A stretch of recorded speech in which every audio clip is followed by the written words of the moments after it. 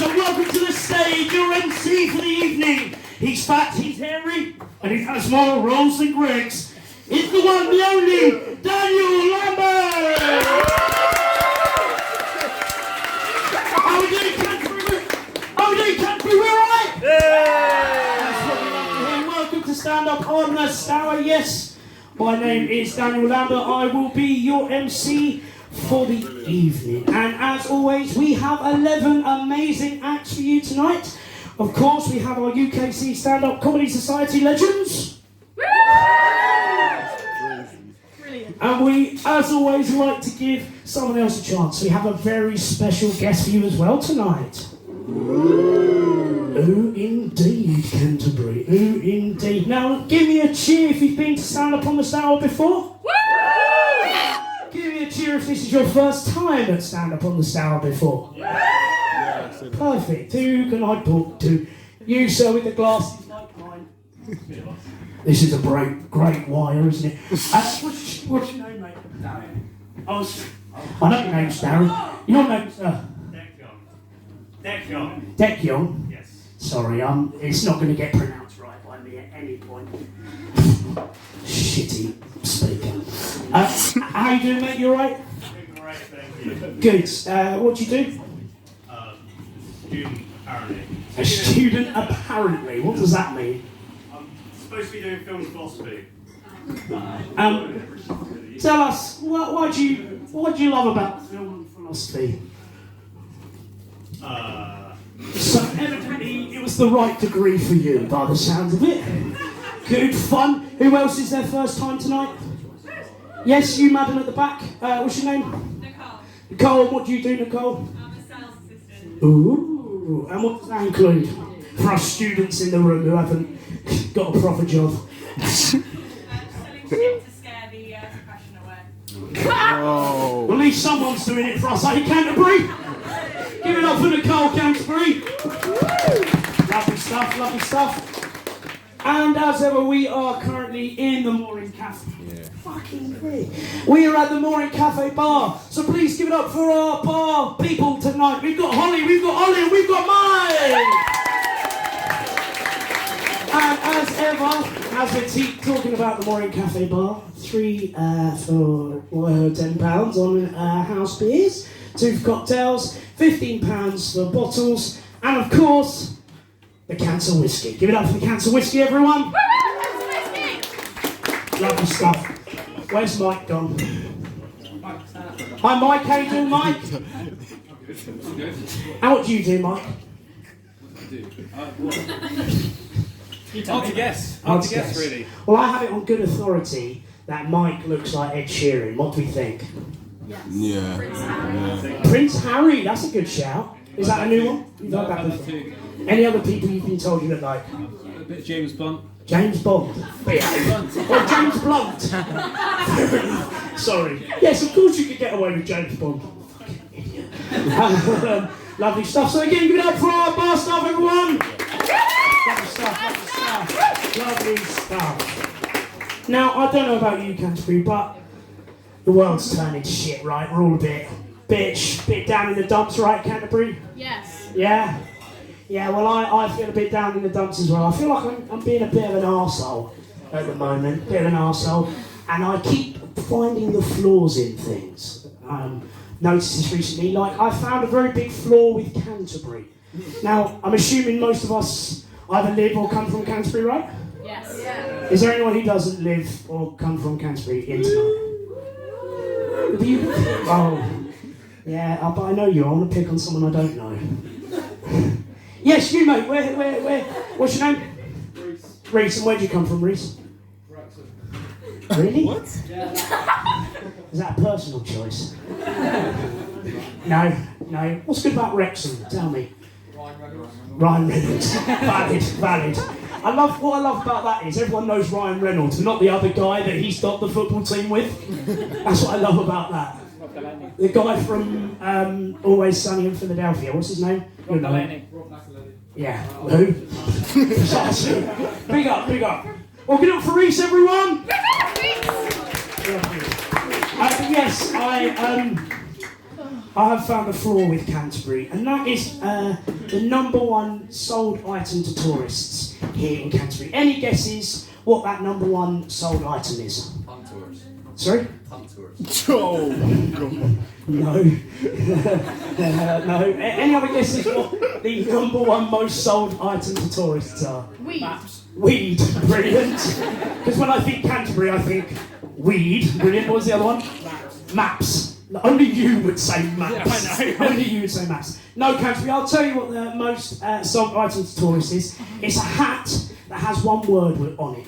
And that one word, London. Now, last time I checked Canterbury, London is in Canterbury. But that's... Let's quickly read the notes. Yes. Yes, it's a word that has... And I've got proof of it as well. Oh dear. What do you mean, oh dear? Fuck you. This, like this. Now, at this point, I'd like to play a game that I call How Much Did I Pay for That Hat? So I need 3 volunteers, please. Yes, Jack, come on up. I need 2 more. Tommy. Yeah, come on up, mate, come on up. Lovely stuff, 1 more, otherwise I'm going to pick on you. Jake! Oh, thanks for offering, Jake. Up you come. Give it up for 3 volunteers, guys. Now, like I said, we are playing How Much Did I Pay for That Hat? So this is quite simply the rules of the game. You have to tell me how much you get, how much I paid for that hat. But before we do that, what's your name, mate? Jake. And what do you do, Jake? I stare at Daniel. So I have a stalk at Canterbury. Lovely stuff. Give it up for Jake. And your name, mate? Aiden. And what do you do, Aiden? I work at Weatherspoons. The saviour of the masses, Canterbury. The saviour of the masses. And what's your name, mate? Jack. And what do you do, Jack? Robots. Saviour of the masses. So, I'm going to give you a little bit of time to think, because the prize tonight, no surprise, is the London hat. So, Jake, are you ready with your guess how much I paid for this? That's fine. You can, if you... Oh, okay. You can try it on, I guess. You're okay. Do you want to pass it to Aiden so we can have a touch and a putty on if he wants?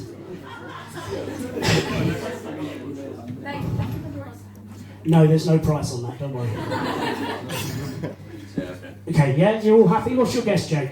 12 quid. 12 quid. Ooh, good guess. And Aiden, what's your guess? 15 quid. 15 quid. Ooh. This is it, Jack. Your guess? 25 quid. 25 quid. Well, fucking hell, I don't know where you're buying your hats from. But if you're paying £25 for a piece of shite like this, mate, you're being mugged off. Well, can I have a drum roll, please, Canterbury, for the price? £8, Canterbury, so Jake is your winner. Give it up for Jake! Give it up for all 3 of our contestants on how much they paid that hat.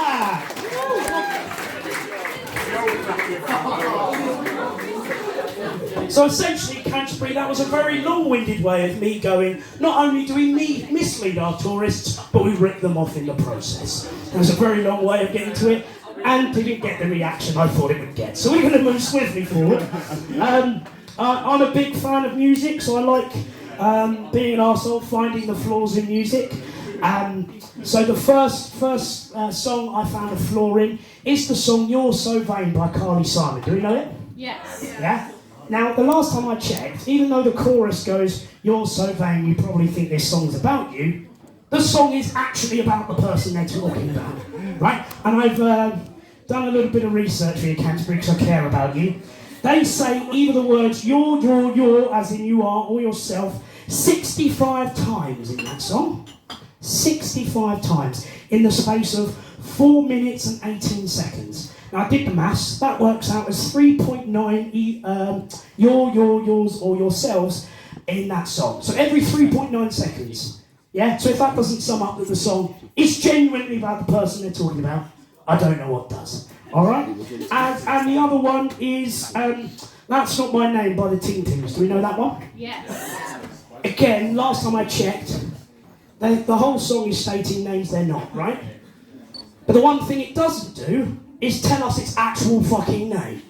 Right? It says that's not my name 36 times in the space of 5 minutes and 11 seconds. So that is 8.9. That's not... That's every 8.9 seconds you hear that's not my name, without the mention of their actual name.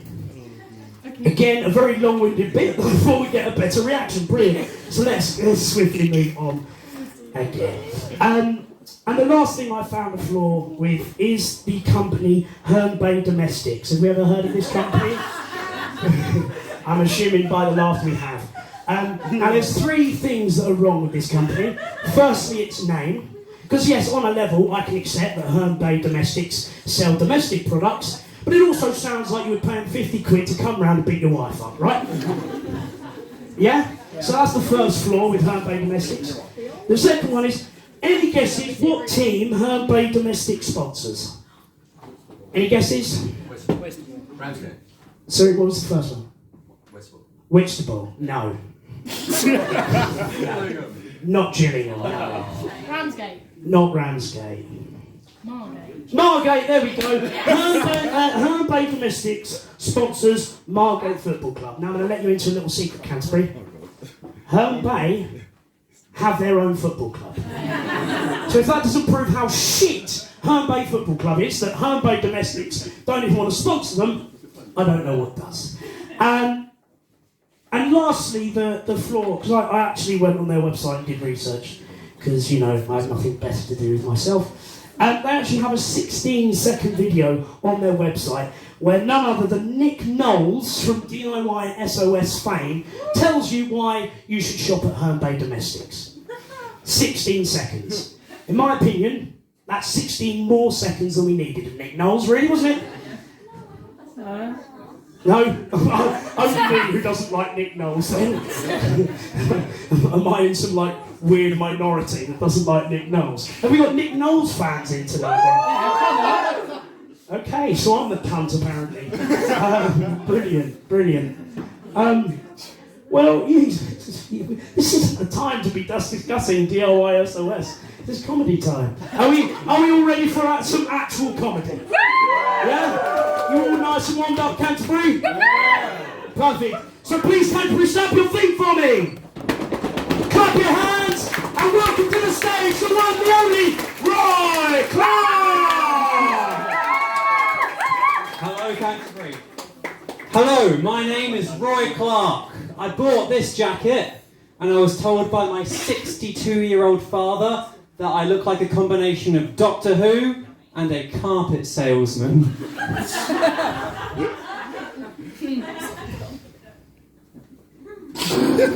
Boom. Slide 2. You know what I like? The teenage dystopia genre. Now, it's a fun genre. I made a mood board. And I proceeded to do with my day getting 0 pictures. I made a mood board. Hunger Games is an example of the... Jesus Christ. Hunger Games is an example of the teenage dystopia genre. You may know many films in the teenage dystopia genre. It's a film where there are teenagers and a dystopia.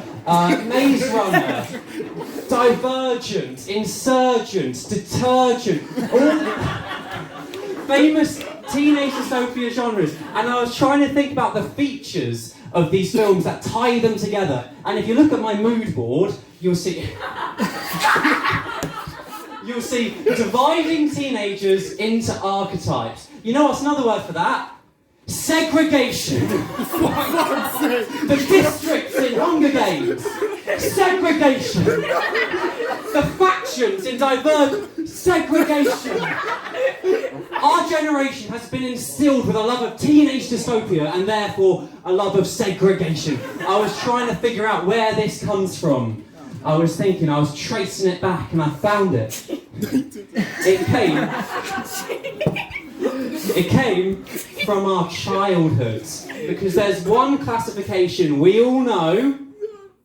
Our Harry Potter houses, right? Yeah? I bet all of you fuckers know what Harry Potter house you're in. So let's go with you. What Harry Potter house do you think you're in? Yes, you in the green. Ravenclaw. Ooh, think you're a bit of a brainy box, eh?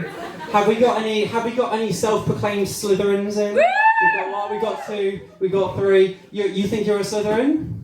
Yeah? Did you do like a Pottermore test or a BuzzFeed quiz? Yeah. Well, by doing that test, you supported segregation. J.K. Rowling has done transphobic tweets and has also implanted the idea of segregation in an entire generation. I don't know about you, but I'm pretty sure that makes her a Slytherin.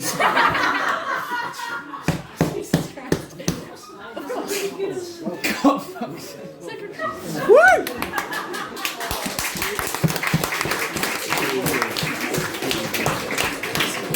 You know what else I like?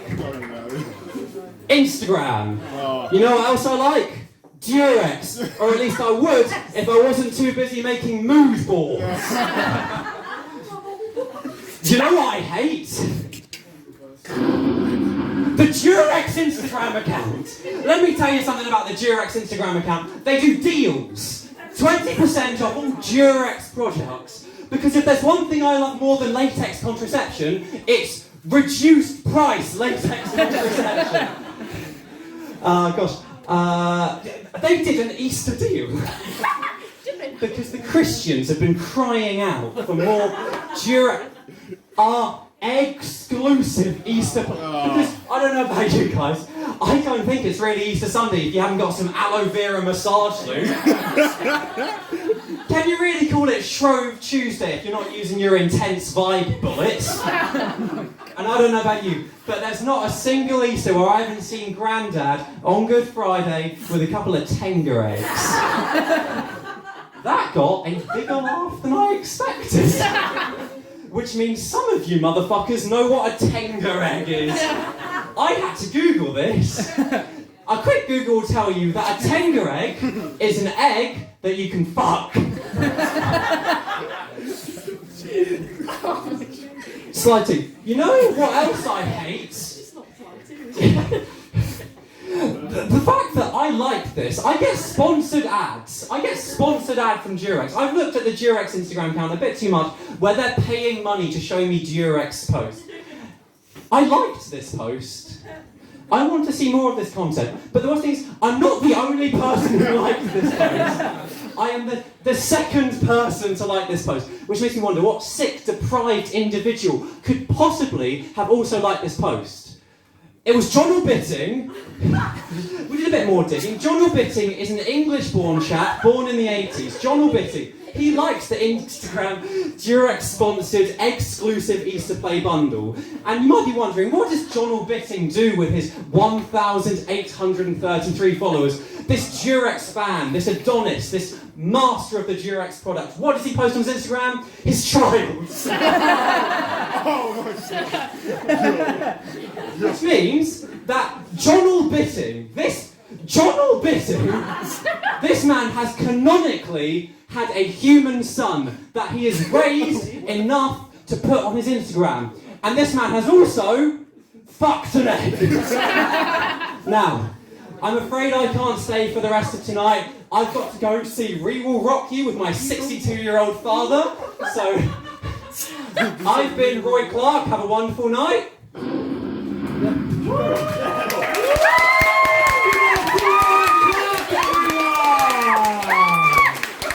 Lovely stuff, lovely stuff. Have you actually gone? Perfect, there we go. Now this is a bit weird because I was going to do a bit now where we said goodbye to Roy because this is actually his last stand-up on the Stour before he fucks off to America. But yeah, it's sad, but if he fucks off, oh no. So if we all raise a glass with me quickly to Roy before he has to go.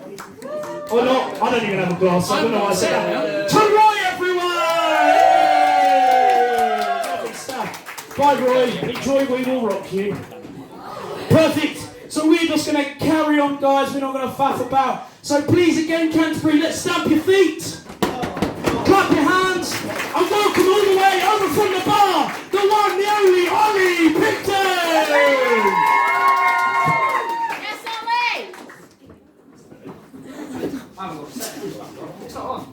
What do you do to the right? Is it? fiddle, pushing it. Hello? Oh, I haven't got a set now, he's fucked off. Yeah. Hi everyone, my name's Oli, I'm an alcoholic, sorry, wrong group. I recognise too many faces, Graydon. The thing is that he's not drinking tonight, so that was just cheap, just like he'd be on a date. Oh! And I've forgotten all the rest of the things that I wrote down on a post-it note because my set was so terrible that I had to redo this again. Hi everyone, I am not a member of the University of Kent Stand-Up Society comedy group. I am also not actually a member of the University of Kent. I go to Christchurch. Fuck the lot of you, because you're all drama students, which means you're not going to achieve anything in life. Mind you, Ollie? mind you, I was going to say I'm a journalism student, so I can just lie about it anyway. Yeah. Well, again, I was going to bully Roy, but he's fucked off again. You bully me. Yeah, but you're quite nice and... Well, that was a bit too soppy, wasn't it? Right, so obviously most of the guys who work here have a rivalry with Compere Historic River Tours. I was expecting a better reaction to that, thank you mate. But I was on TripAdvisor and I read a review for Daniel, the University of Kent Stand-Up Society comedy president, his tour. And his tour said, I had a tour with Daniel. He was very nice, looked like a budget Jesus, didn't even turn water into wine. What a knob. And I read that and I thought that's unfair. That's really rude. Daniel's a decent friend of mine. We always say hello to each other on the river. We have good banter. So I decided to go on his tour. That is actually true, and he shat himself, bless him. I also, like a twat, asked for a student discount on the other company because I'm an arsehole. But there you go. I went on your tour. I think we had a good time. And my review is that I had a really nice time with Daniel, but he does look like a budget Jesus. Didn't turn water into wine, and he's a bit of a knob, really. I'm joking, of course. You're a lovely, lovely chap. And I honestly think that might be the end of my set, because most of it literally revolved around Roy being here. So my performance is, over quickly and doesn't have much substance and isn't very satisfactory. Like Roy Clarke in bed. Good night, everyone.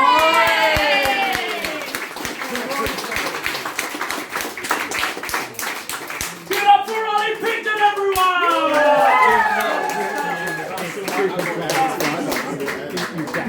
Lovely stuff. So all we found out from that was I look like Jesus, I can't turn water into wine, and I'm a knob. So that was very well informative. Thank you, Ollie. Sorry, mate. You're fine, you're fine. It's okay, I wouldn't want to bring up your reviews on TripAdvisor. That's fair. Nonsense. Anyway, moving swiftly forward. We actually have...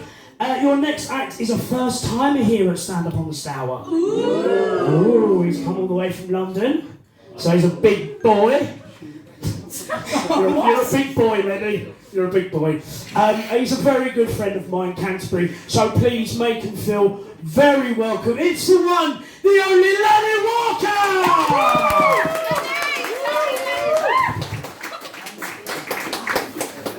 Hello, how are we doing? Good. Good? Yeah, cool. My name is Lenny. It's great to be here. I just want to be honest with you guys. I don't understand why people keep showing me pictures of Michael Cera on their phone. What's that about?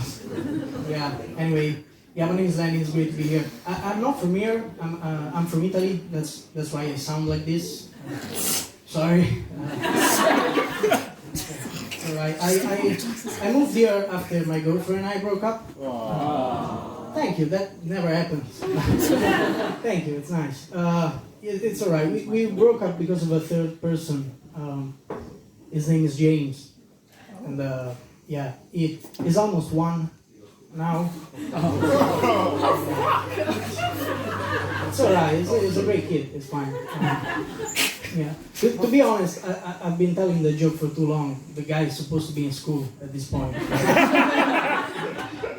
It is what it is. Anyway, I'm 27 now. I'm trying to get a grip on my life, because I'm very bad at life, generally. No, I am. I'm very lazy. I'm very unorganized. You know, like every time I do my laundry, I feel like I'm getting my shit together. It's a good day. I'm proud of it. Like the other day, I cleaned my room, and at some point, I found myself thinking, well, I guess I can start a family now. That's all it takes. Yeah, I don't know. I got a new job now, which is good. I work in a hostel. I do housekeeping, you know, like cleaning and making beds and stuff. It's not a bad job. It's not as bad as I thought. I'm actually quite happy to be doing that because it's a very gendered job, right? Like it's a job that it's supposed to be done by women. That's what society tells us, right? So every day I go to work and I challenge the gender role in the society. Yeah, and I get paid to do that. So it's pretty cool. I'm basically a professional feminist. That's what I do for a living. Yeah, it's a win-win situation. Activism is how I pay my bills. That's what I'm trying to say. Yeah, I'm gonna embrace that. You know, I'm gonna open a YouTube channel very soon. You know, with men cleaning and stuff. You know, like, I'm gonna go outside university with one of those change my mind table. You know, men can make beds. Change my mind. Stuff like that. I don't know. Write a book. I'll see how it goes. To be fair, I work with 2 women. So we still have a long way to go. But we keep fighting every day. I'm trying to get them fired now. It's the only way, you know, like replace them with men. We'll see how it goes. Yeah. Anyway, I watch a lot on Netflix when I'm not working. And like I was watching this show yesterday, and you know, like on Netflix, on every show there is the age rating, right? Like 15, 18. And I was watching this show, like, and that they tell you why it's rated that way, right? Like, you know, like sex references or injuries, violence and stuff like that. And I was watching this show yesterday, and one of the themes was drug misuse, right? And I'm watching the show and I see people smoking weed and taking pills and doing lines. I'm like, that's not misuse.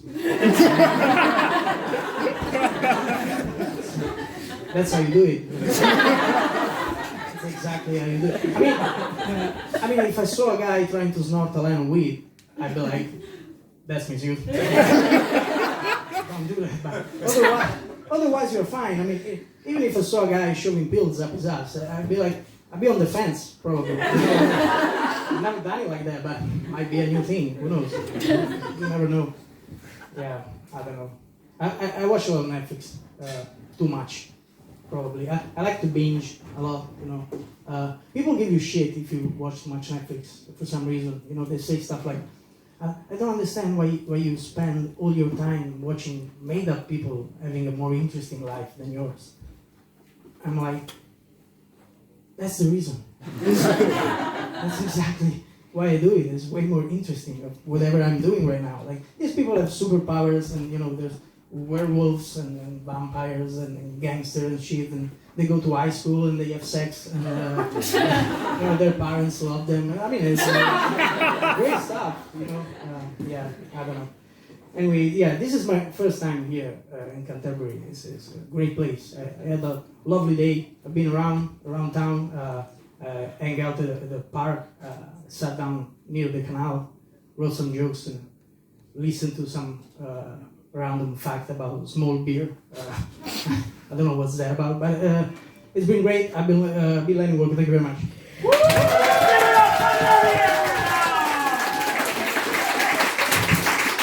Did you do amazing punch through? Smashed it, absolutely smashed it. Lovely stuff, Lenny, lovely stuff. Now, some of you have noticed tonight my new top. Ooh. Yes, this is the greatest collab since Jimmy Savile and Gary Glitter. Yes! Whoa, hold on. Haven't heard the joke yet. It's the Primark and Greg's great collab. Yes, that was an attempt at comparing paedophilia to corporate greed. You thought it was going to be a lot funnier than it actually was, but they're both bad things. That was the joke. Any strong opinions on the Greg's Primark collab? Is it vegan? Is it vegan? Probably not. Come on, we're talking about Primark, who are famously known for their fast fashion. Well, do you know if it's a vegan sausage roll? With me wearing it, probably not. Unfortunately not. I don't know why that was supposed to be funny. Anyway, I'm not going to carry on attempting to be funny. So let's bring on the next act. Canterbury, please stand your feet.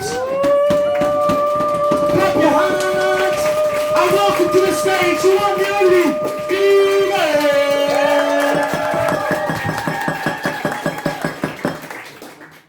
Hi everyone. Of course the mic isn't working. It's a hate crime. I'm just going to talk. Is it the button? Oh, I don't know what the button means. Flick it up.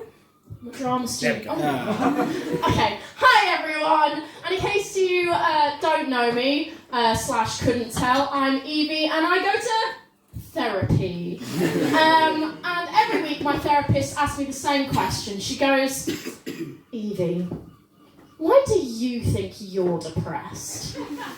And before telling her that I think it's her job to know, I say, Sylvia, I've got a fucking weird family. And the best way to get to know my family is through our shared iCloud. And the word itself got a laugh, brilliant. For the lesser of society with androids, I'm just going to explain it real quick. I get to share my notes and photos with my 52-year-old law professor mum and my 22-year-old mentally unstable, unemployed sister. It's brilliant. The best thing about it is the Notes app. I like to play a game of who wrote what note, because I don't know who wrote what note. So I'm going to read some out for you here tonight, and we're going to see who wrote what note. This first one says, This first one says, I don't know why you want me, I'm broken.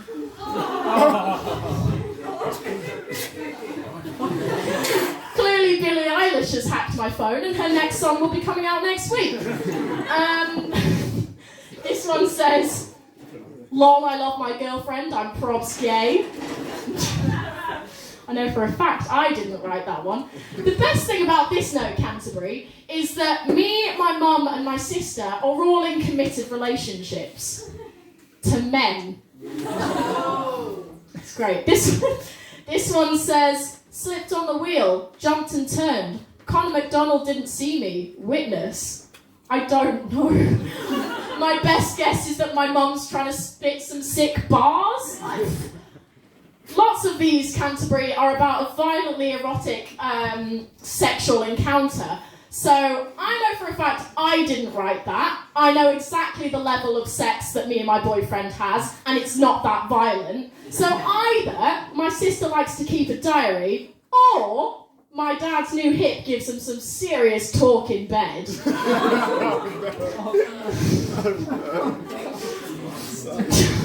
Who said that's gross? Oh, that's great. My mum's getting it. Go on, T-Dog. And the last one I saw was draw my curtains sounds like a lesbian pickup line. So I'm going to stop this before I find out that my mum's about to do some kind of Philip Schofield on us.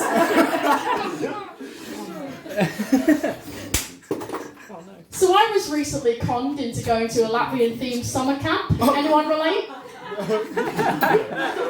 Yes! You relate! Oh, brilliant! You tried it with me. Oh my God! Someone to share the trauma! Brilliant! Okay.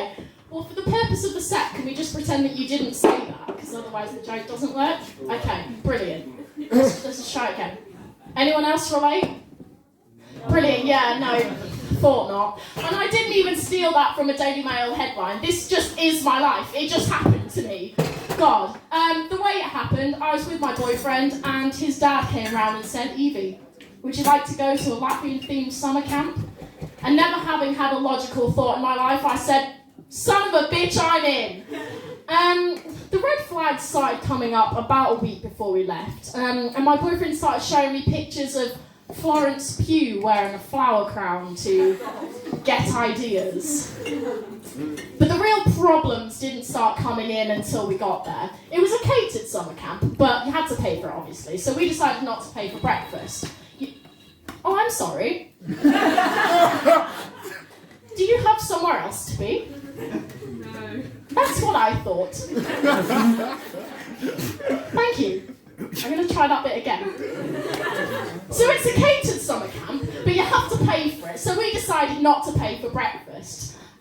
Students, poor. And again, never having had a logical thought in my life, I left my boyfriend up to bringing breakfast for the both of us. She made a face, she knows! So we're unpacking, and he produces our morning meals. 1 pack of 5 bagels for the 2 of us across 6 breakfasts. Now, I'm not sure if we have any mathematicians in tonight, Canterbury. Woo!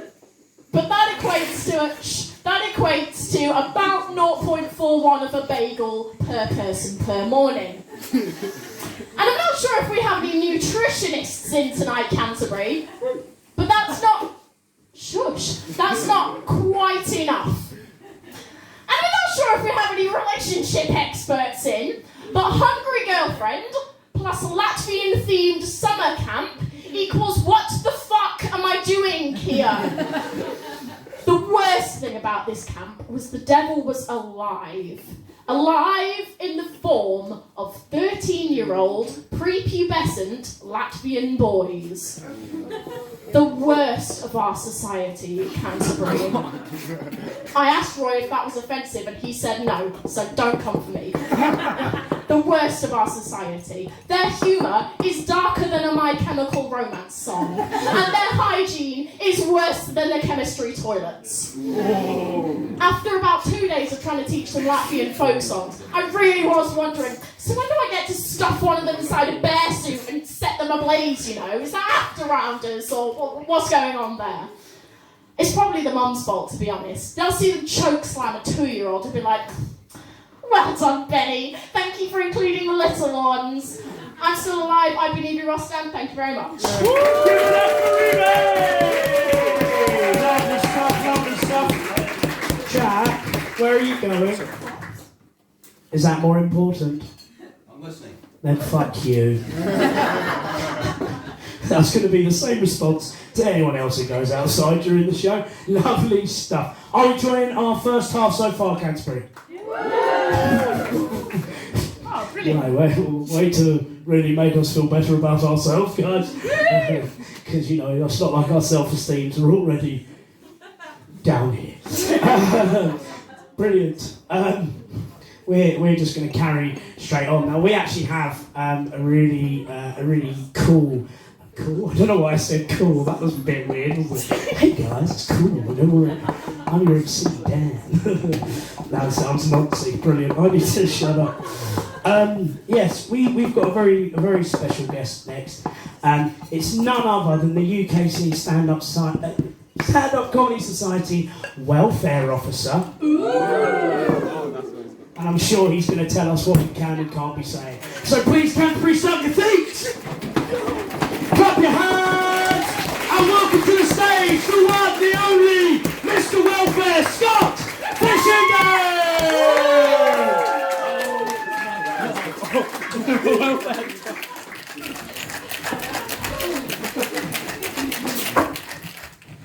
So I've always been the cool and popular one. I decided to become welfare officer to just get all the girls. Or to look after the society's welfare. But we had elections for welfare. We had elections.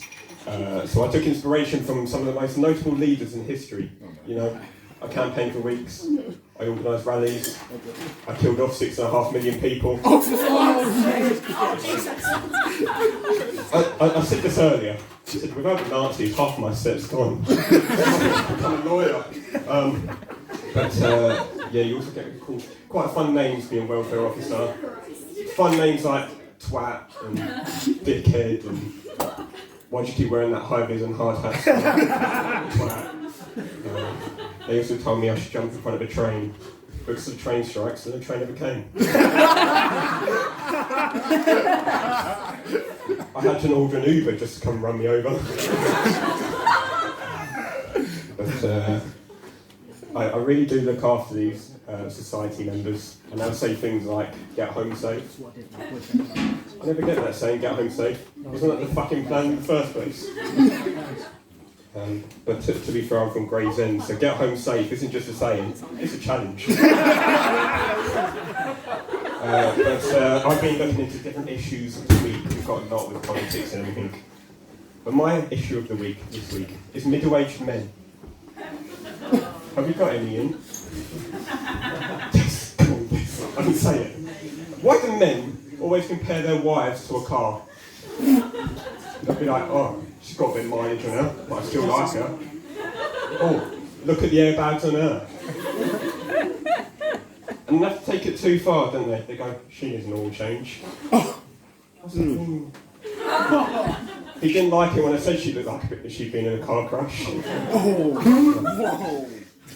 I'm a welfare officer.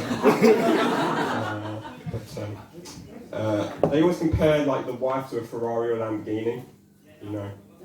But all the wives I've seen, they look like a fucking Ford Mondeo. But my next thing is, why do men, as soon as they become middle-aged and they see a mildly attractive female, why do they turn into the biggest creeps? They'll be in a pub, they'll see a woman, and then all these men will get up. They go, oh, I need a drink now. And you'll see like Tony. Tony thinks he's the shit, but he moves like a walking fridge freezer. He goes, oh yeah! And then you have like this guy called Sid, you know, no hair on the top, hair on the sides. He's taken about 14 pills today. Oh, fucking old woman. Woman. And he goes over to the bar. Then there's a guy called Bill. His name's not actually Bill, it's Gary. But that's pop culture apparently. Then the three holy trinity of lines men can say. The first one's, right darling. Second one, he goes, I'll just have a Foster's. 2 if you're paying. Why? And then the setup for the third line. This is hard work for the third line. She goes, you paying by card or cash? He goes, card. He's setting up for the line already. He goes, card. She goes, just use the contactless. Contactless doesn't work. She goes, would you mind putting your card in? Do you know what he says? I'll put something else in. But we'll try. I want to do that line again. But I want everyone to say way in their middle-aged men voice and then high-five each other. Or give each other a kiss. I don't know.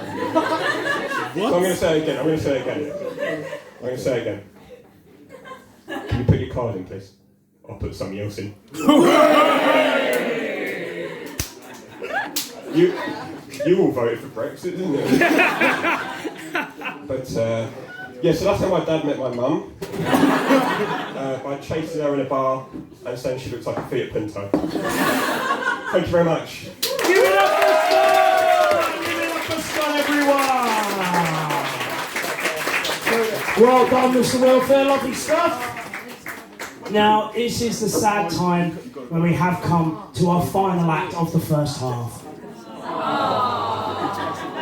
I said this is the sad time when we come to the final act of the first half. But don't worry, we've got an entire second half of other acts.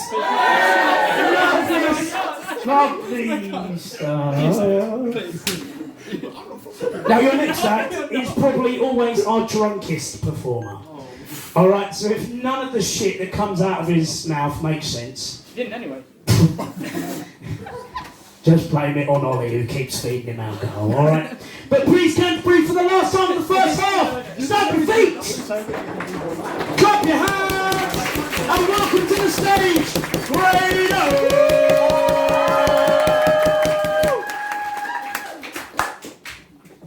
Thank you very much. I'm not actually drinking tonight. Oh yeah. Anyway, I'm Graydon, and I'm 19, but not for much longer. That makes me sound like I'm dying. I'm not. I am. I hope not. That's why we're laying off for drinks. I'm turning 20 tomorrow. Thank you. And so this is my last day as a teenager. And how do I want to spend my last day? Trying to make a group of strangers laugh. Oh, I live an exciting life. I think back on my teenage years and how far I've come from a small, scrawny, sad, little single virgin loser. And now I'm an old, small, sad, skinny virgin loser. No, I'm getting older, and when you get older, you know what you think about?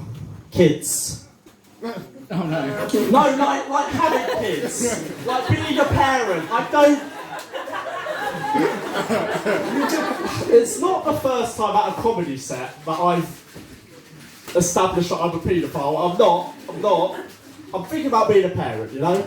I'm getting old, 20, 1 foot in the grave. I've got to start reproducing. If you can't tell, I'm single. But I think about parenthood, and to be honest, it seems pretty shit, guys. Anyone here a parent?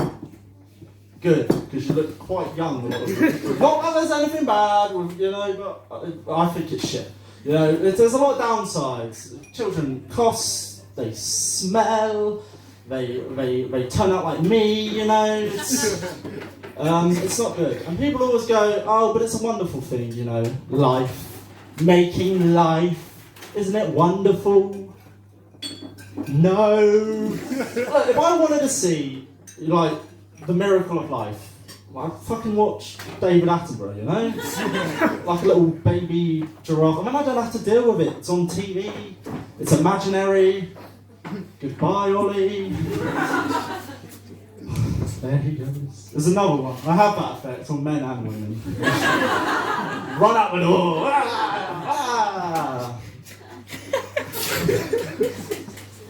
I've been trying to get better at understanding people, I've learned you can read a lot about a person by how they hold themselves, how they dress, You, sir, yeah, you, the one who looks like he really doesn't want to talk to me right about now. I'm looking at you, and by the way you're dressed, you look like you have traumatic past. Were you touched? You don't have to answer. Don't go.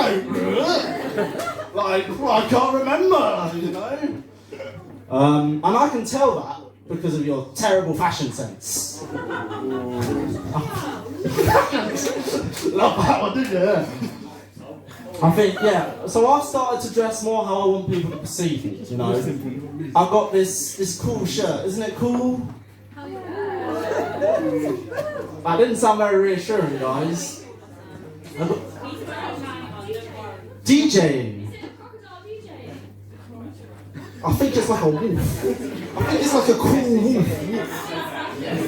It's a thank you, see? Doesn't everyone think DJing is funky? Thank you, see? You guys just don't have a good fashion taste like me. I've got these cool shoes that I've had since I was 12. That's how long I've been being cool. I've also got pizza stains on the shirt. That tells you a lot about me. That I'm the hygienic. But I think fashion's neat. I've looked. Have you guys seen runway models and stuff? They wear weird stuff, like Gaga. Gaga just in meat, She does it. Fashion legend. I do it. I'm banned from my butchers for a month, But that's all the time I've really got. That's all my jokes. So thank you very much, guys. Woo! Give it up for Graydon! Lovely stuff. So that is the end of our first half, guys. So as always, we'll be taking a half an hour break. We'll probably be back around 8:30. Please get lots of drinks. Again, 3 for £10 on house beers, 2 for £15 on cocktails, and £15 per bottle. Enjoy your break, and we'll see you very soon.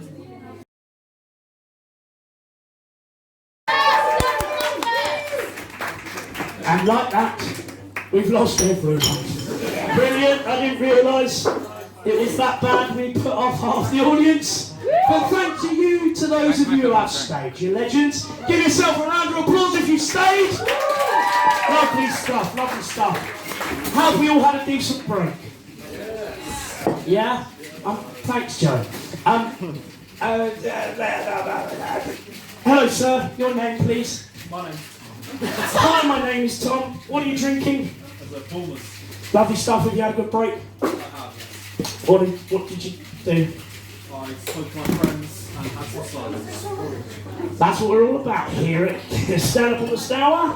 Speaking to your friends and having some cider. Lovely stuff. And what do you do, Tom? I study maths. You study maths. And is that fun, or is it as bad as it sounds? As bad as it sounds. What's your favourite area of maths? Maths? Maths? I don't listen. You don't listen to much. That is what $9.5 grand a year gets you guys. Not listening to much. Brilliant stuff. Anyone else had a good break? Who else wants to talk to me? Yourself at the back there with the glasses. You alright? Yes. Did you have a good break? I had a great break. Sorry, what's your name? Callista. Callista. I don't think I said that right. I did. And what do you do? Who the fuck knows? Who the fuck knows? It's great when audience interacts with you, isn't it? They really want to help you carry on with the evening. I do a lot of things. I'm between things as well. Well, that's as scary as it sounds, so I'm going to move swiftly forward on that one. And yourself by the door, you've been lingering there all night. Do you fancy a seat? I'm good. It's standing here. Hello. Okay, well, I hope your legs don't get too achy. And the two gentlemen have walked in. Where were you in the first half? I don't know where we are now. That's great. What have you fellas been drinking tonight? Still on that one. Yeah. So you're going to go pick your wife up later? Lovely. Your wife's in Leeds. She's in Leeds. So you're on like a lad's tour of Canterbury. Nice. And We're trying. I'm trying. Are you from Leeds as well or Canterbury? You are. So you're both from Leeds. You don't know where the fuck you are, and you're drinking Stella. We're talking to you. And you're talking to me. All the ingredients of a brilliant evening in Canterbury. I don't think you'll agree with me. Nothing beats talking to me. Awesome. Do you want to stay for the comedy, guys? Are you going to buy me a drink? Definitely not. No. No. That's fine then, fuck off. Doesn't bother me. Brilliant. No, I enjoy, I don't know. I have been asked to remind people that you can only drink what you have been buying at the bar. Okay, so if you've come in and brought your own cans of stuff, please don't do that. It's not okay. I've just been told to say this by Oli. So if you have any grievances with this, take it up with that fella over there. Perfect. So, it's been a month since we've been here. Guys, have anyone done anything interesting in the last month? I moved house. Moved house? Tommy moved house? Went to Scotland? Never mind. Sorry? Got dumped by your first girlfriend. I think that deserves a... Are you okay though?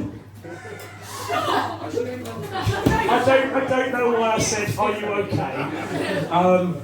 That's great. Sorry? I'm semi-lucid, we'll say that. Semi-lucid. And I'm going to pretend like I know what that means. Brilliant. Yes, so in the last month, I actually went to a funeral. It actually gave me the chance to play my favourite game, Funeral Bingo. Do we all know Funeral Bingo? Have we heard of it? Yeah? No, you don't know Funeral Bingo. Nice. So I'm going to explain to you what Funeral Bingo is. It is where a couple of phrases are always said at a funeral. And if you ever hear them, it's like, I guess you could have a drink or something, but maybe wait till the wake, I guess. Maybe not be good taking shots at the creme. But there's a couple of sayings. I'm just going to get them up for you. No, wrong page. So the first phrase is, it was a lovely service. It's the first phrase, you always hear that at the funeral. The other one is, oh, they would have loved it. They would have loved it.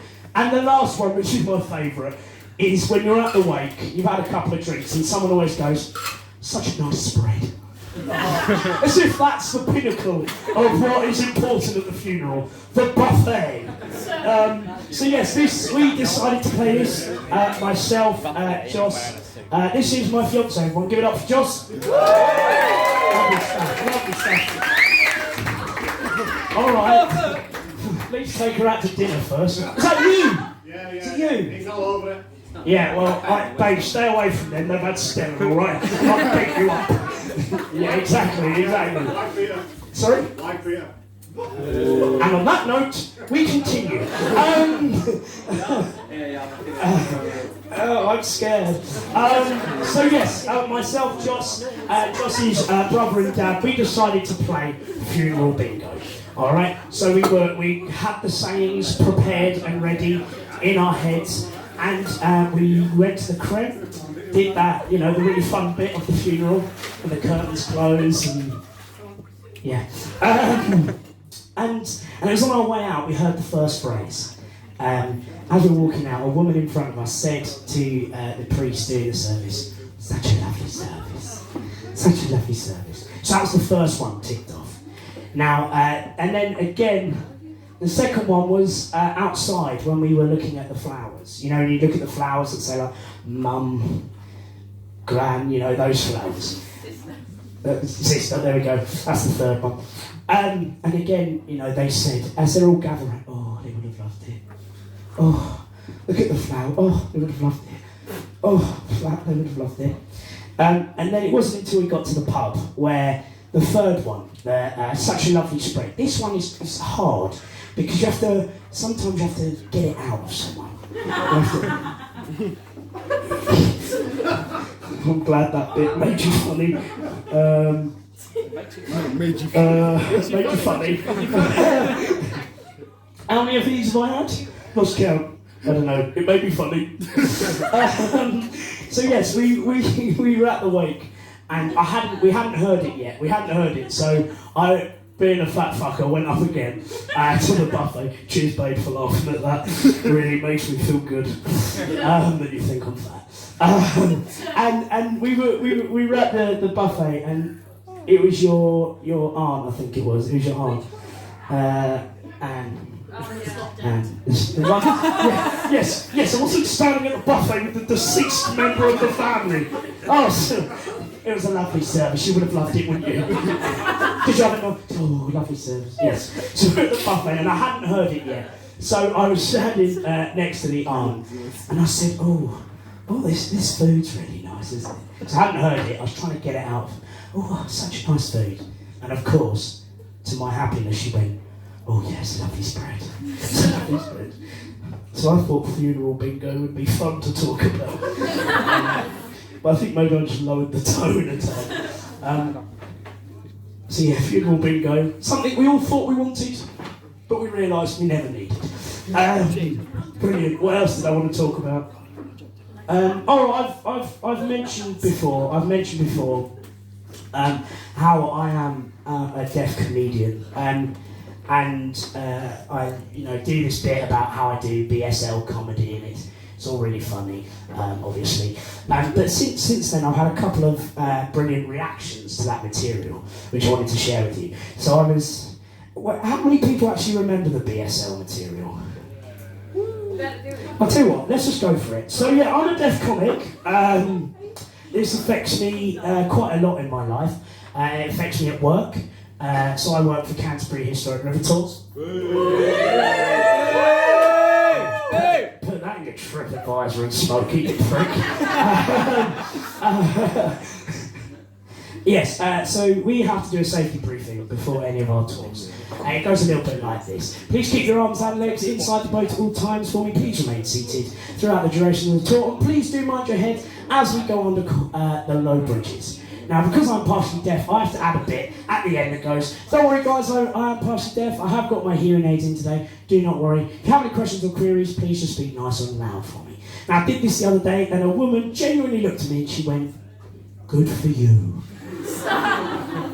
to be honest with you, Canterbury, I think it'd be more impressive if I could row a fucking boat with no arms, right? The fact that I can't hear that well, don't think it makes it that impressive.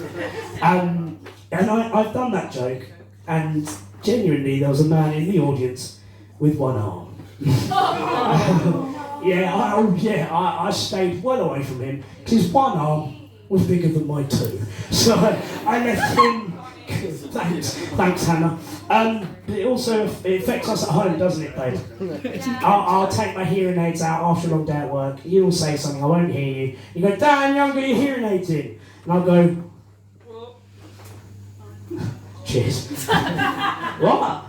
To which Josh will then go again, Daniel, you haven't got your hearing aids in. To which I'll then go, what? So again, Josh will go, you haven't got your hearing aids in. To which I'll go, oh shit, yeah. It's fun to laugh at home, as you can tell. Guess you're sleeping on the sofa tonight. Yes, but whenever I do my deaf material, people always make this weird assumption that I'm going to be doing sort of 10 minutes of BSL, right? Now, if you've never seen BSL comedy before, it looks a little bit like this.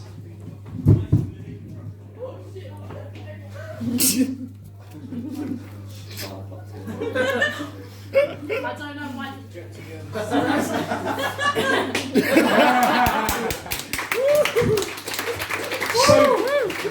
So that's why BSL comedy hasn't taken off.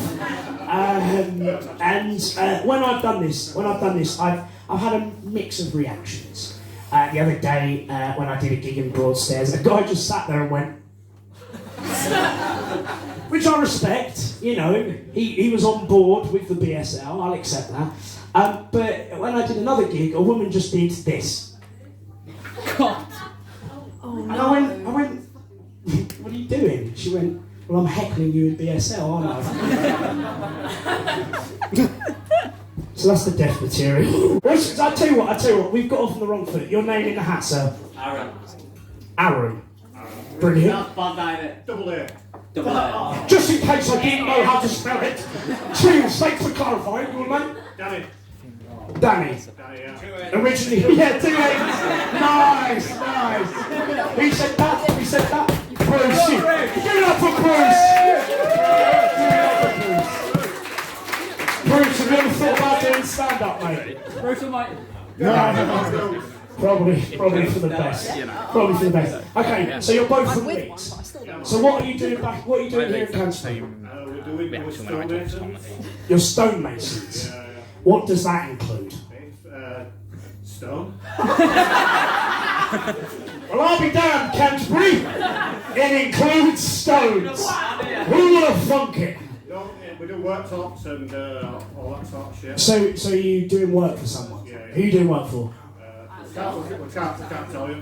Is it someone important? Exclusive, yeah. It includes exclusive Compere Centre.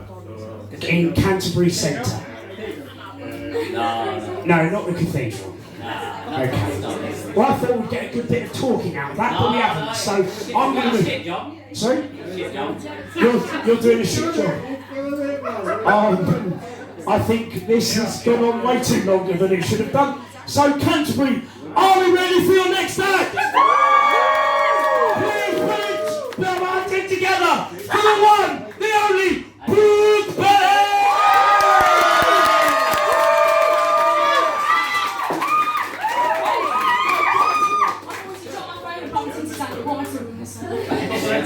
Actually, it's a good thing I'm down here because I thought I'd start the act by getting on my knees and apologising to the god that is Daniel Lambert. So I was meant to get here at 6. God. I'll take that. He's in a mood now, isn't he? So I was meant to get here at 6. Doors open at 6. I thought that was just general information. You could fuck up at half. Fuck up. You could fuck up. I'm fucking up.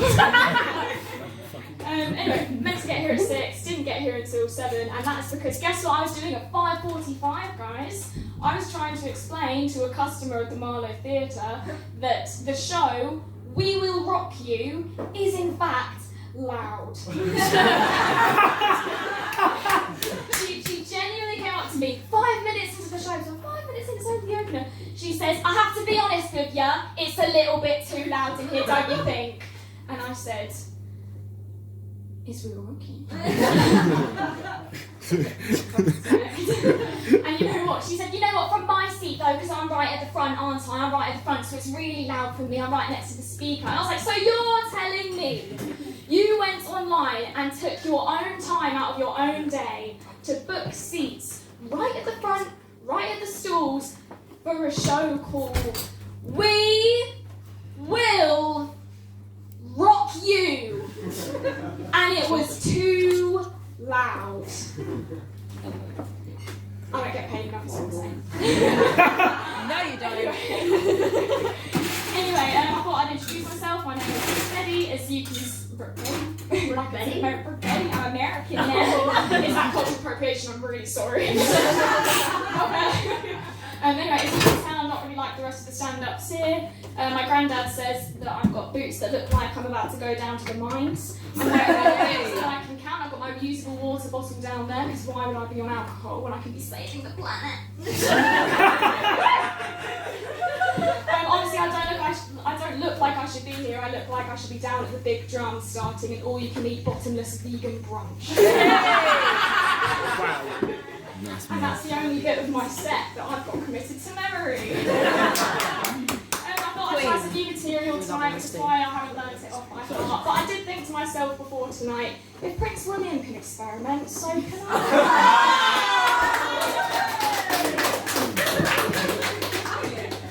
Anyway, I had a bit of a nightmare before I got here today, to be honest. I'm a little bit shaky, I'm a little bit stressed, and that's because my lovely boyfriend over there took me to Nando's before the show. That's a lie, because I was at work. This is from my last show, I feel like I use it. So my last show, my boyfriend took me to Nando's. He called me out on the line. I'm very sorry about it. But this is a true story. I was sat there, I was getting a little bit nervous for my set. I'm hormonal, I'm on my periods. He knows. He knows about the moves. And he went to go get the lemonade, because that's what the men do, don't they? They're a bit macho. They're like, "Oh, don't worry, babe. You sit there, I'll get you lemonade. Give me a glass. Give me a fucking glass, bitch. I'll get you lemonade." That's the walk, bitch. Yeah. Anyway, and when I got back, I had tears in my eyes. He was like, "Oh my god, are you okay?" And I was like, I just suddenly realised, what if the chicken is really upset because I'm eating it? That is genuinely what my brain does. Anyway, I was speaking about work earlier, I'll come back to it. Anyone who's seen my previous stand-up bits will know I'm a little bit awkward at work. I'm not really great with words. Was anyone here when I talked about how I pimped myself out to a customer? Yes, you were there for that. Yeah, a long story short, I did basically sell myself. I literally said, "I am for sale tonight, except I am free and will do anything that you need." No more context given, but it's a true story. Anyway, there was another guy who was about my age. He came in and then he wanted to leave to get a drink, and I was like, "Why the fuck would you do that? Because then you're just going to need a piss halfway through the show." And he said, "Oh, will you remember me? Will you remember me if I don't have my ticket and I come back in?" And I said, "Well, yeah, you're ugly as shit, of course you will." That's not what I said. I was like, "Oh, of course, no, fine." And then I saw him again at the interval. I was selling my ice creams in my little tray, because that's what I do on my tray, my ice creams. And he came up to me. He came up to me, and I was like, "Oh, hey, it's you, Banter. Oh my god, I remember you." And he's like, "Oh yeah, are you enjoying the show?" And I was like, "Well, no, because I don't get to watch it because I'm at work." And I can't remember how the conversation happened. I was like, "Yeah, I recognise you, you recognise me." And he said, "Oh, I don't know, maybe I'll bump into you again before the end of the night." And I genuinely thought this would be really funny, Canterbury. I said to him as he was leaving with his ice creams, I said, "Ha, yeah, I'm going to follow you home tonight." And then him and his girlfriend moved seats for the second time.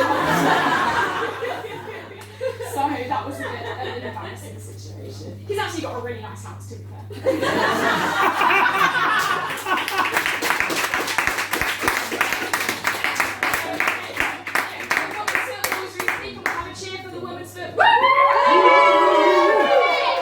Didn't make a fucking difference, did it? I was genuinely naive enough, probably like a lot of women in this room tonight, I was naive enough to think that if the women's team could win the Euros, wouldn't it be monumental, Evie? No. Sean, Ellie, wouldn't it make such a difference? Such a difference.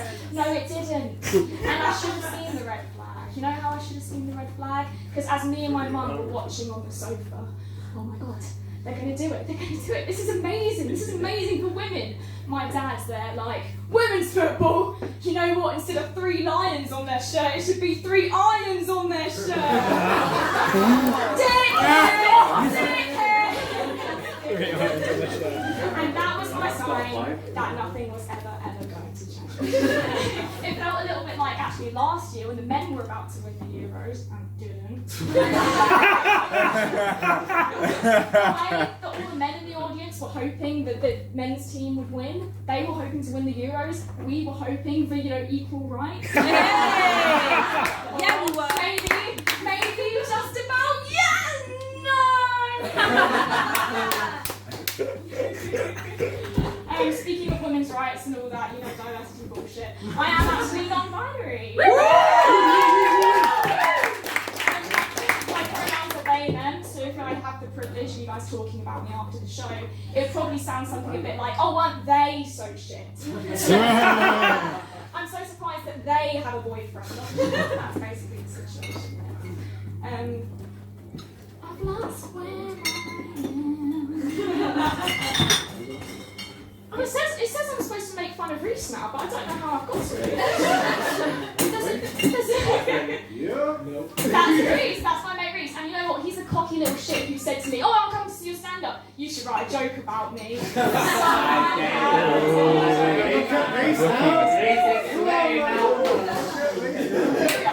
remember now. So the whole day then thing, my friends are lovely and they've all got it now. It's been a couple of months that, they've switched the she her out, but they them's coming in. It's really amazing. My mate Reese, however, is a dumb little bitch who's lovely, but a bitch, but lovely. But he can't compute the they them. It doesn't work for him, and that's fine. I think maybe he had too many hockey balls to the head. Or just regular balls to the face. Anyway, it's what I'm saying before I move on. You thank your boyfriend for that one.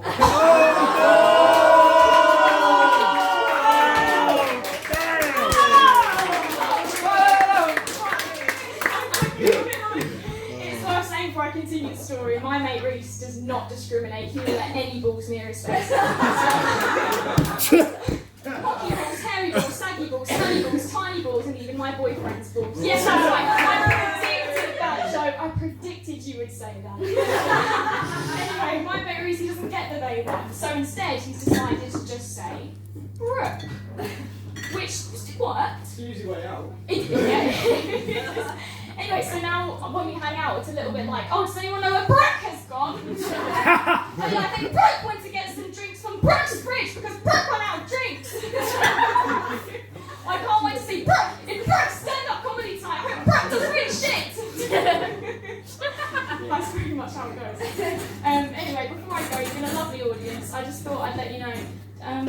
Does anyone ever go on social media and then lose hope in the world? Yeah. Oh my God, that's really that makes me feel very valid that you all feel that way.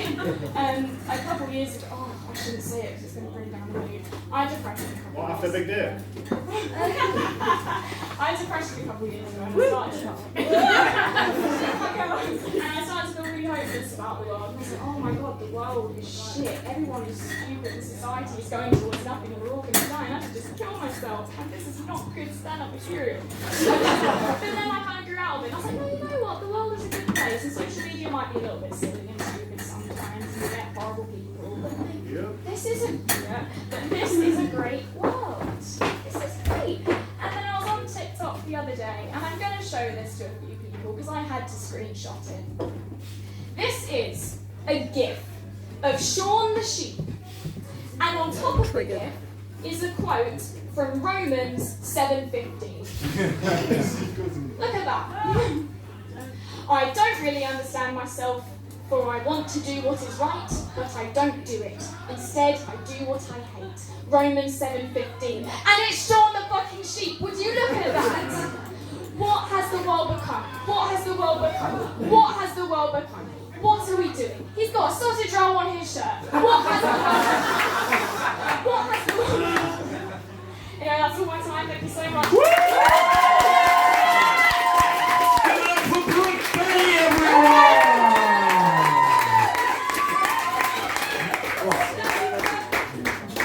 I mean, I can take the mic if you want to. Oh, that's fine, don't worry, we're okay. Did Brooke do amazing, everyone? Absolutely fucking smashed it! Lovely stuff. Well, there's obviously a lot of commotion going on outside, but just don't listen to it. It's a load of rubbish. What's more important? Us being funny. Obviously, lovely stuff. That's where we need to do. Sorry, fella, what was that, Danny? I think that's where we need to do. Alright then, fuck off. Love you. Love you. We are. I think you'll all agree when you start singing na na na na na na na na hey hey hey fuck off, lovely stuff. So now we've got the wife beaters out of the room. Let's actually carry on with the actual comedy. Alright, and look who it is. It's Brad. Hello, Brad. I'm okay. You've just walked in front of the middle of the show. But I think as the noise outside is probably going to do, we're probably going to get a lot of that. So just ignore it, guys, and let's just... Thank you, Oli. Nice move, nice move. We are now halfway through the second half. I don't know what happened there. I did not compute. That's what my brain did. Let's, again, guys, let's stamp those feet. Let's clap those hands. For the stand-up comedy society legend that is PPT! Thanks everyone, it's good to be here. I'll be honest with all of you to start off with. It's been kind of a tough couple of weeks for me. I've had a lot going on. I had to move back home, then move back here, and then my new flat, it didn't have any electricity. Oh no. Yeah, I know. No electricity, no magic energy stuffs, no power, and you know, I'm PowerPoint Tommy, right? How can I do PowerPoints without power?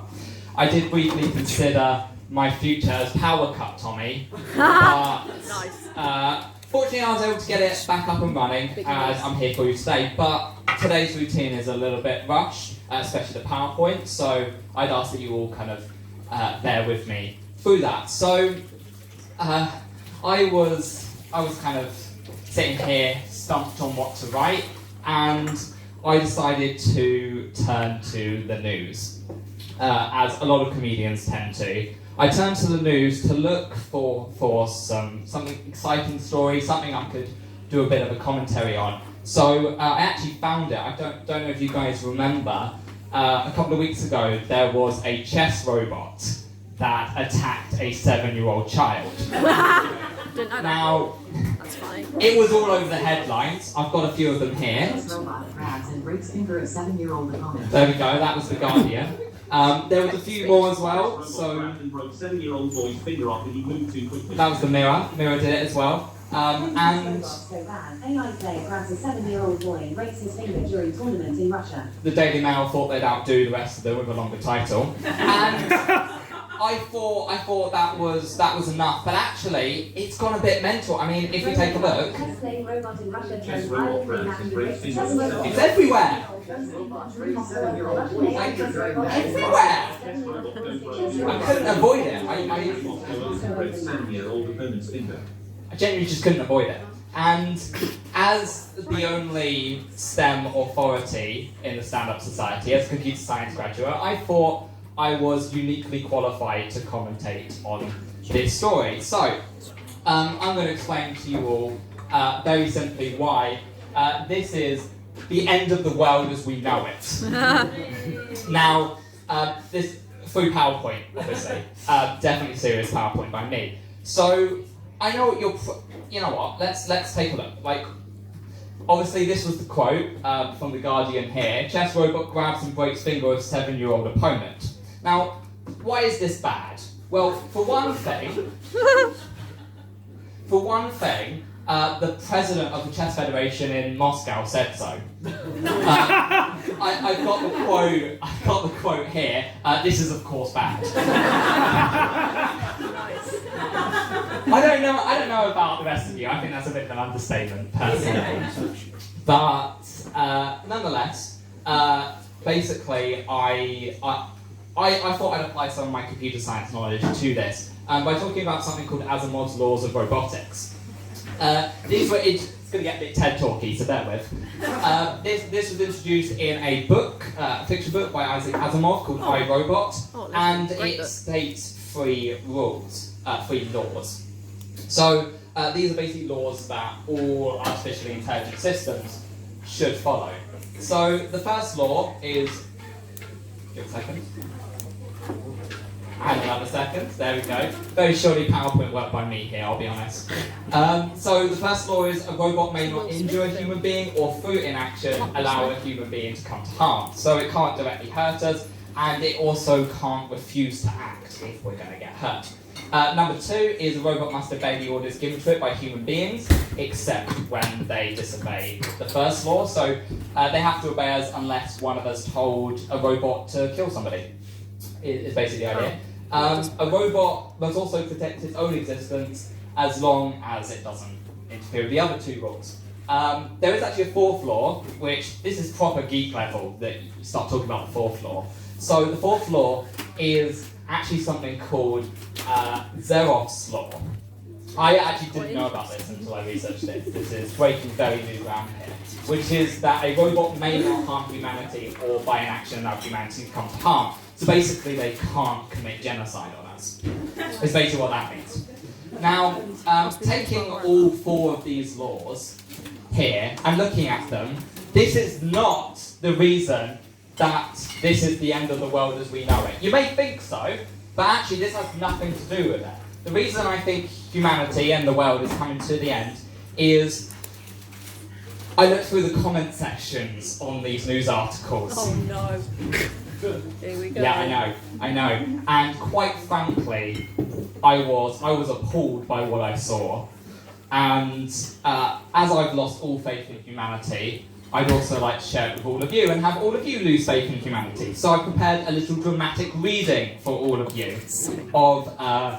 of some of the quotes that I found in comment sections on articles. So, Daniel, do you mind holding the mic while I do this? Because I need more hands than I currently have.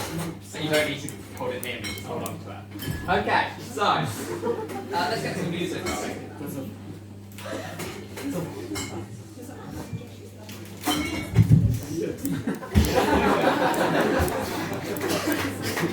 There we go. Got some music. Woo. Honestly, so surely PowerPoint work. Here we go. So I'm going to dramatically read to you some quotes that I found under these articles. We were warned that people might find these pictures confronting. So I braced myself for the frightening video of an out-of-control robot whipping the boy's fingers to shreds with blood everywhere. No such luck. So even robots don't like losing. Was it called Boris by chance? Skynet's first victim? I'm glad someone said it. How do you punish a robot? I don't know. Don't let it have any chips. What? Oh, hey! Thank you. I'm going to take seconds. That is a terrible joke. I love it. Wait until someone figures out that killing someone would also result in a chess win. There we go. The machines, John. What? I don't know who John is. My name is John. I, for one, welcome our new chess robot overlords. How did a finger-breaking robot qualify to be in a chess tournament? Did the robot win the game of chess? Yeah, the kid lost the leaving mid-match. I mean, the robot was programmed to win. Nobody told it how to. Their italics, not mine. The robot was being nice. Next time he'll lose the hand. Why the fuck was a chess-playing robot equipped with a 15-ton pneumatic press as an arm? Because it was going up against children. Nice. How else are you going to crush bone? Holy hell. After calculating 4 billion possible moves and outcomes, it decides this is the best one. Strange game, chess. The only winning move is to break your finger. Gives new meaning to the phrase, the only winning move is not to play. Should have tried shrinking, calling up the opponent's button and turning to normal size. Their emoji. Not mine. Chess is not a game for whims. Just saying. I suggest a new strategy, Chewie. Let the droid win.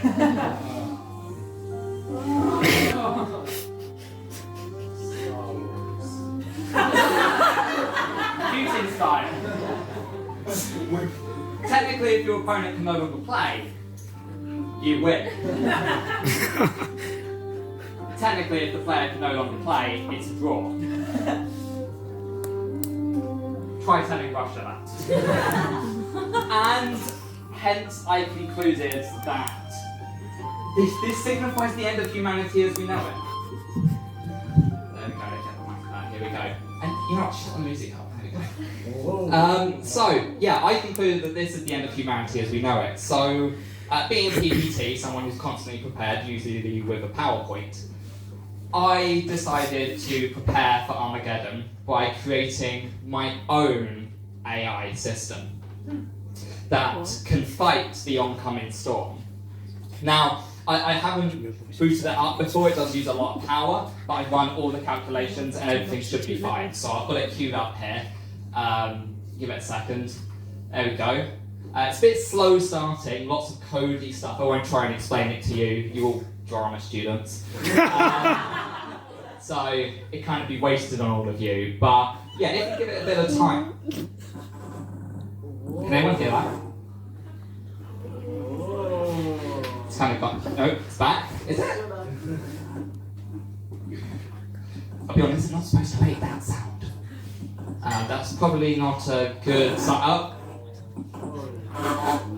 Definitely wasn't meant to do that. Big flashing red warnings are definitely a bit of a problem.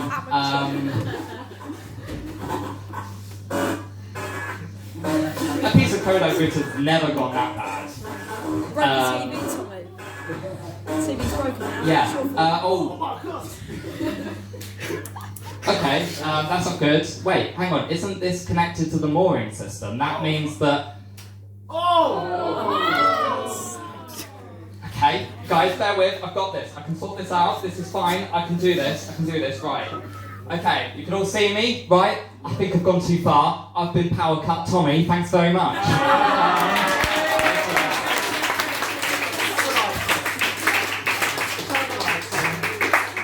And again, it's at that point where I'm not quite sure how to follow that.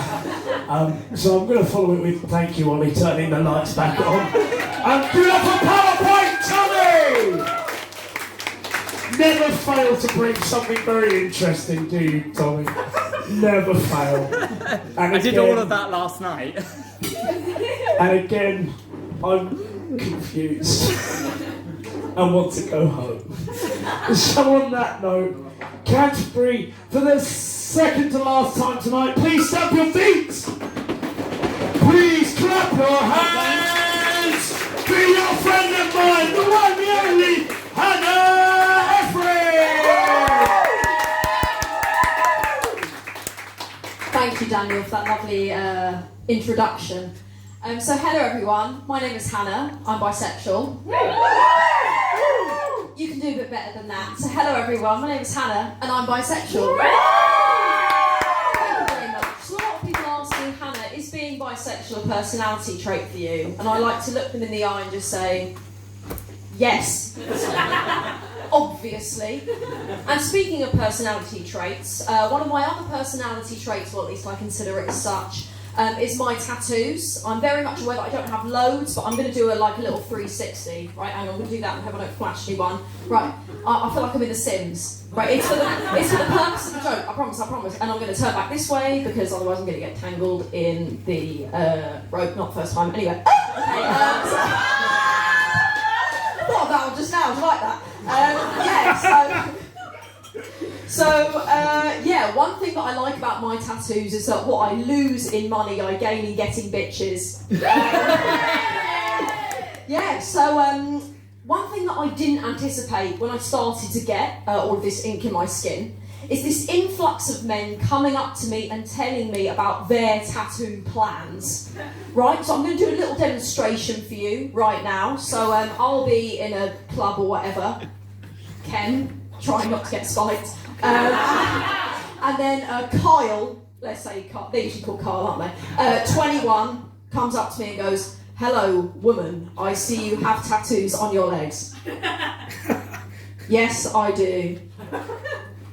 "Okay, woman, now me will tell you all of my future tattoo plans that I am never going to get because I'm scared of the pain and because I spend all of my money on GTA 5.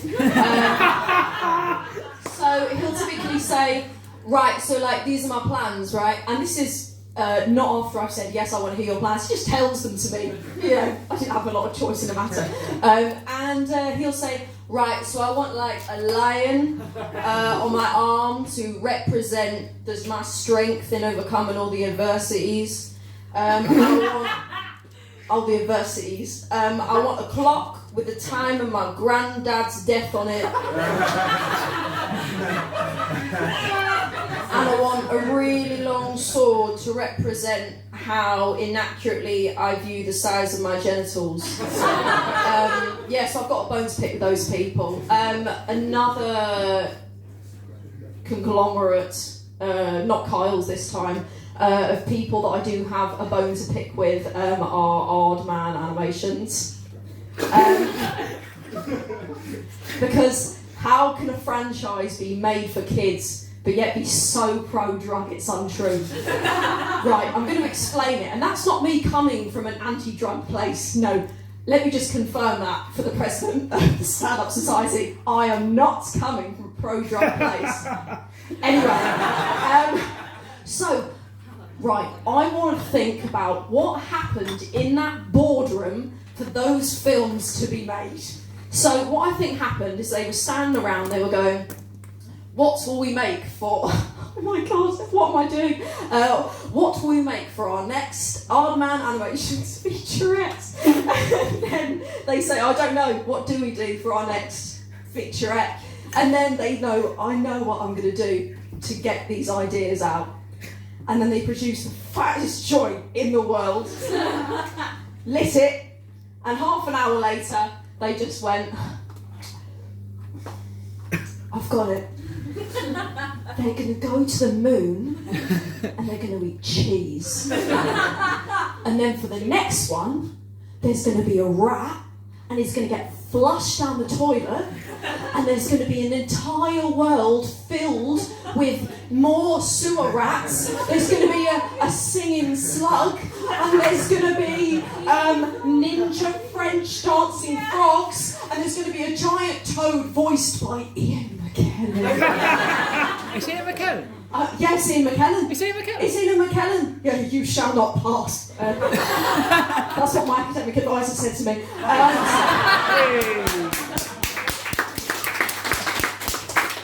Unfortunately, that toad voiced by Ian McKellen did end up running the country for a few years, but we moved. Yep, so another bone that I've got to pick is that I currently work in spoons. What? Wait, I've never seen you. Which one do you work in? Me too. Anyway, it's only a matter of time. So, few bones to pick with spoons. And it's not necessarily spoons as a conglomerate, it's the people that I serve as a young woman. So, if Barry, 63, comes in, looks at me, winks at me, stares at my boobs, and there goes, "Pint of Stella Artois, please, love," I am legally obliged to serve him. That's a problem. Although, it's not in my contract, but I'm not allowed to hit him afterwards. Perfect. But yeah, so another thing that I have a slight issue with is that if people in spoons ask me, "Are the curries microwaved?" I have to look at them and go, "No. No. Definitely not. When you pay £8 for a curry, it's all fresh." Yes. So another thing that I really like is when people get drunk and they start being unable to pronounce the names of long alcoholic beverages. So, for example, Copperberg becomes Ropliker, Brewdog Punk IPA becomes Drewbog Punk YPA, and Stella Artois becomes I Yell at My Wife in Public. Yeah, I've got many bones to pick about being in spoons, but I mean, all I'm going to say is, if you order £8 for a steak and it comes out looking like a rubber shoe, I'm not the person that you're going to speak to, right? I've been Hannah Etheridge. Thank you very much. Did you smash it, guys? Lovely stuff. And that is the point in the evening where I go, we've only got one act left of the night. But we'll be back next month for the 14th of September. And I hope to see all of you back, because I hope you've had a good night. Are you good to go, Tommy? Yeah. Okay, fine. I don't need to talk crap for 2 minutes. Brilliant. So, are you guys ready for your last act of the night? Yeah? Yeah? I think you don't sound quite ready, Canterbury. Are you ready for your last act of the night? He's a very good friend of mine. He's a Daniel from another mother. Give it up for the one, the only, it's Blaniel!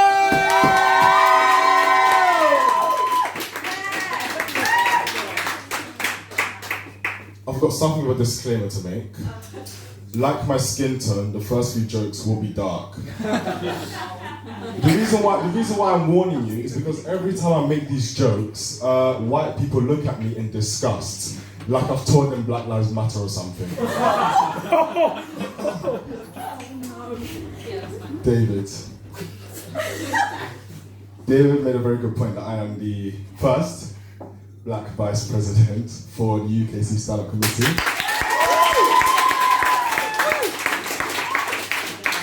And being a black man, it's very easy to notice when you're in a heavily white populated area.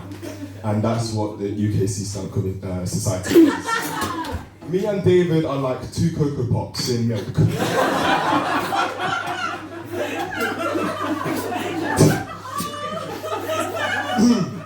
Two Maltesers in a white man's hand. Two moles on a white man's face. But yeah, so let's see how dark we can go, which is what God said when he was making me. You laughed way too hard at that, white woman. I'm not gonna. But yeah, so like I said, I'm black, I'm African, and I study drama and film, and I want to become an actor. And I feel like being African has really helps that, especially when I get emails from UNICEF and WaterAid to be in there. Was that too dark? Okay, suck it up. So yeah, I'm African, which means my preferred mode of transport is a boat. Okay, look, it's a joke. Well, for you it's a joke, for me it's a memory. This is the last joke, black joke now. So I recently started working at the Canterbury Stour River Tours.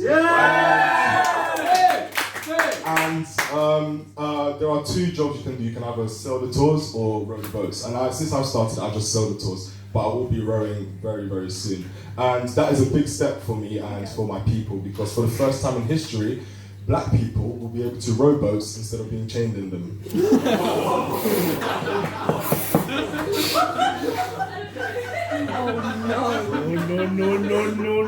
Now, there is a part 2 to this. This is not my joke. This joke came from a white friend. And what I've recently learned from this white friend is that their great-grandfather was Jamaican, so very, very dark, about the 50th shade of grey. And also they're South African, so to be honest, they're blacker than me. Let's move on after I've solved racism. I've got some country puns, and I'm not gonna lie to you, they're pretty good. Let's go. So, you're a guy, you're a girl. It goes down here. No, don't do that, that's not what I want. Okay, North Korea, South Korea, part-time career, full-time career. Fuck you. Norway, that's just how Scottish people say no way. China, I love a ceramic joke.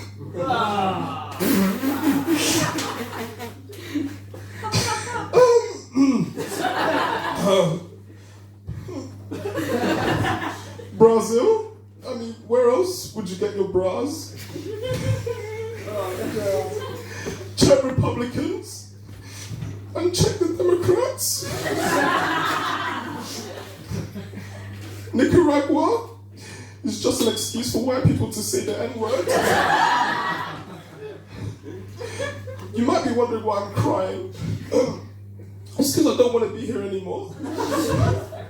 If you've noticed, we're sponsored by StudentTenant.com. You can get your houses for free. Because they're shit.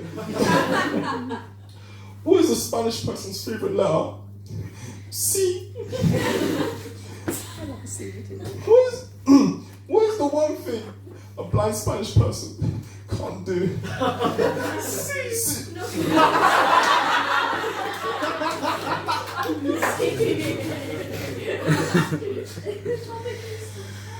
Black people.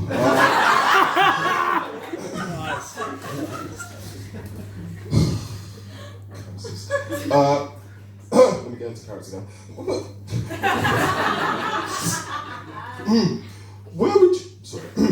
Where would you hide a dead Spanish body? See?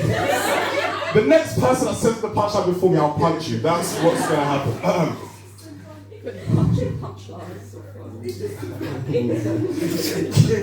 How do you say yes in Spanish? I don't know.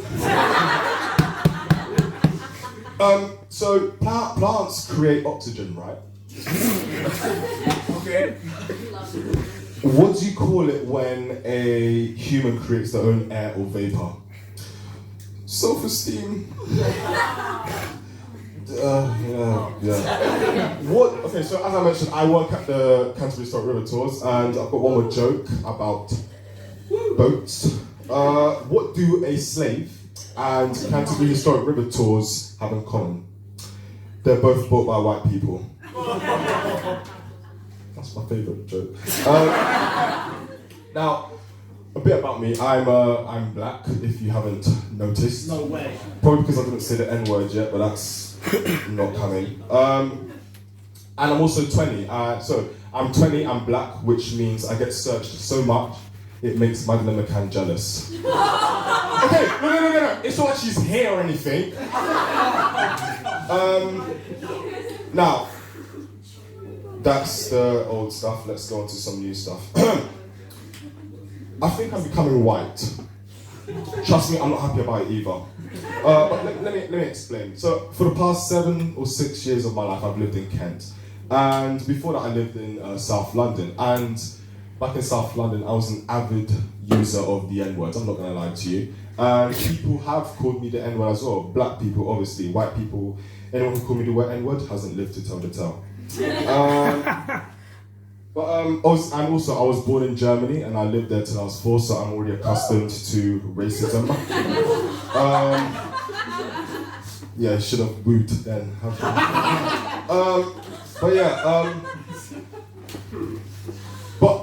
I've lived in Kent for so long that I feel like I'm becoming, what's the word?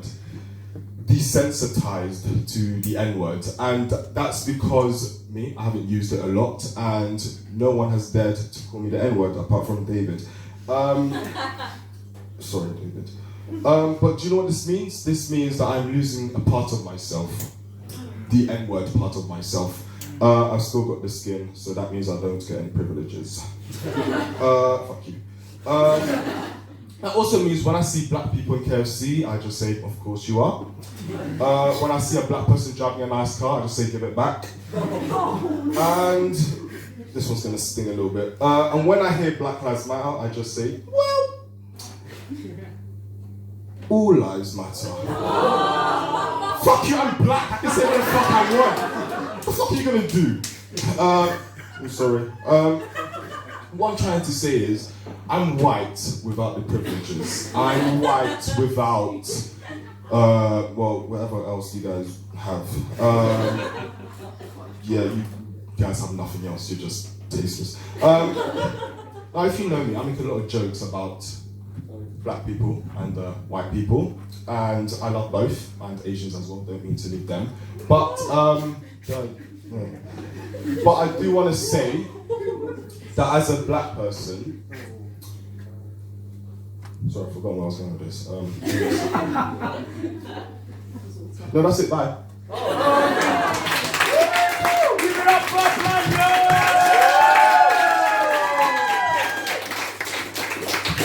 Now that is our last act for the evening, guys. But before I wrap things up, Oli wants to come back and say a few words. No, I'm not so doing it, no. hopefully he will talk long enough so I can go for a quick wee. So that is your time. You've got the time it takes me to go to the toilet and come back out again. Piss quick now, maybe. Yeah. Right, so here I am, as always, to bring the mood down. Oh, there's so an R. Can I get an R? Oh. Thank you. So everyone has already known about the cancer whiskey. Yeah, so my granddad passed away a few months ago. No R, no sympathy. It was cancer who killed him, not you all. Yeah, and he passed away but left shitloads of whiskey, and I fucking hate whiskey. Now, most expensive stuff is going to be the deposit on my house, if I can ever buy one, thanks to the Tories. But I decided a Johnny Walker Black label to bring to the bar, and all the money goes for charity. Now, I've been dividing all the pots and stuff, and thanks to a very handsome donation from you guys over there somewhere, not you, Bruce, we actually, just you guys have raised over 150 quid. Yeah, now that's fucking, well, A, thank you for supporting local charities and stuff like that, and also thank you because, yeah, obviously. Now, Dan isn't back yet, so I'm going to make it really awkward and fuck off. Thank you for everyone for being here as well from us, and also thank you for supporting charities because it means a lot. And yeah, thank you. I'm not saying a joke, Josh. If you can say it. You're also from Norfolk. No, yeah. You gotta say it. No, I'm not saying it. I'm not saying it. I'm not saying a really offensive joke. And he's gone for a piss. Daniel Lambert, everyone. So thank you again, guys, for raising however much money it was. I didn't quite hear while I was taking a leak. But yes, that has been your stand-up on the Stour for August. Hope you all enjoyed ourselves? Yeah! Perfect. So, just before we go, please let's give it up once again for all your acts this evening as I get the picture of their names up. Give it up for Roy Clarke! For Oli Picton! For Lenny Walker! For Evie! For Mr. Welfare himself, Scott Fishenden! And Miss Graydon! For the only Black David! The amazing Brooke Bettey! The one and only Poo Poo!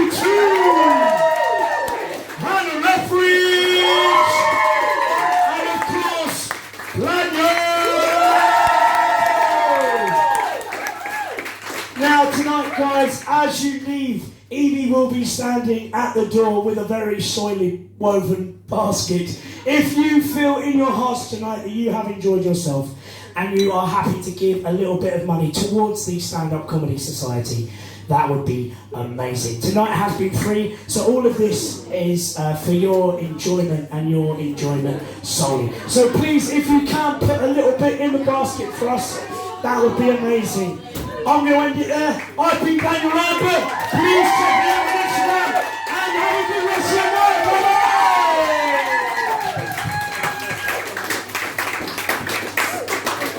Bye-bye. Graydon, right.